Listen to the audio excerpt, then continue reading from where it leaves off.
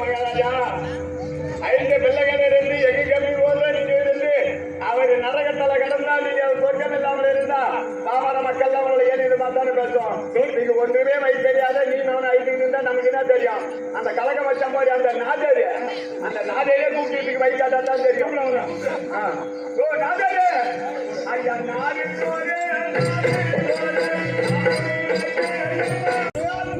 வேலையை செய்தால் உன் தந்தையானவர் சொர்க்க பலம் அடைவார்.